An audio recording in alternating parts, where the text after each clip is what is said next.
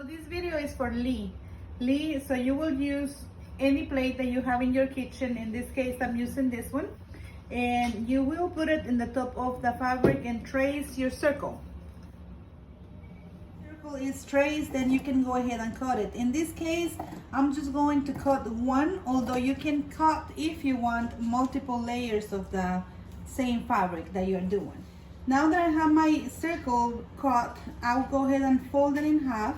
Make sure that all the edges match as close as possible to each other, because we are going to cut them, and that will assure us that our mask is going to be even everywhere. You should now have two half circles. As you see, this is in here, and I'm going to do another fold because I need to cut one more time. This time I'm going to cut this side, so I will have 4 pieces from my whole circle. What we're gonna do next is we're gonna sew all this end in here all the way through on just 2 of the and quarters. You will end up with something like this when we sew it in here.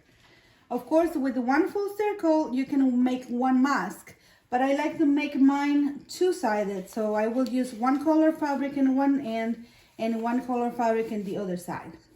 So in that way they can be reversible. In here I'm just showing you how to sew this end on my sewing machine. There you go. So again, from the whole circle we should end up with 4 equal sizes. Once we sew them in here, then you will have 2 parts that will look like this. In my case, I'm gonna actually use this and this kitty cat fabric so I can make my next mask. And here is one important thing that you need to know. Now it's time to put in the elastic band.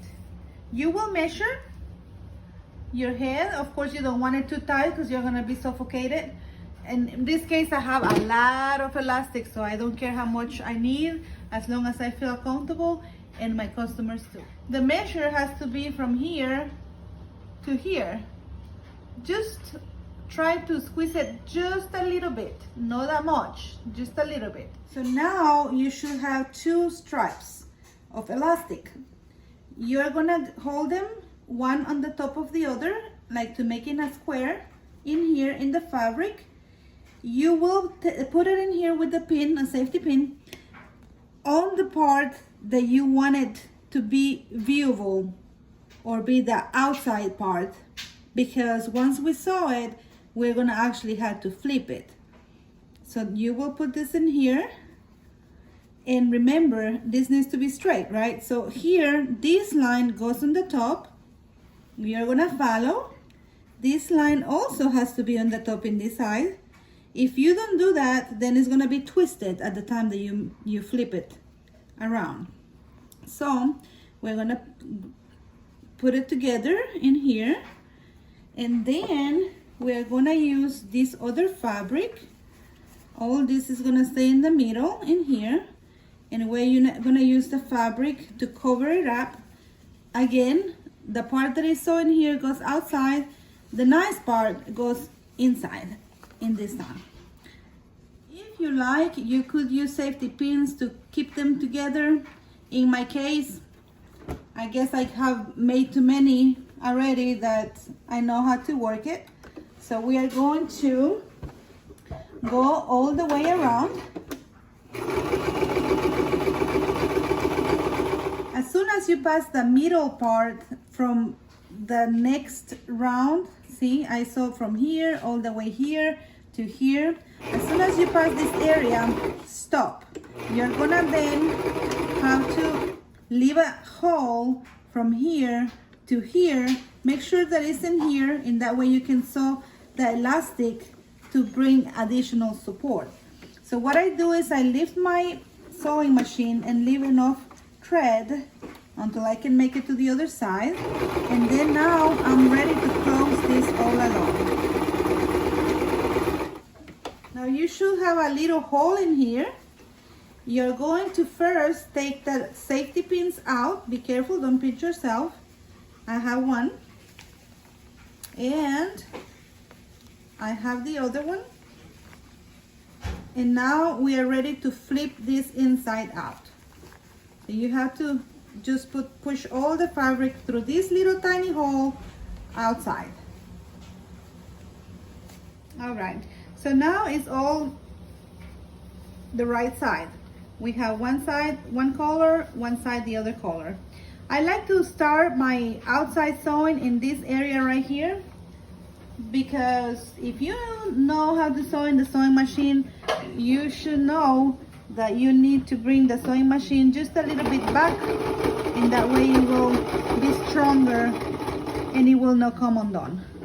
What we're doing now is we're just gonna be sewing all around the mask.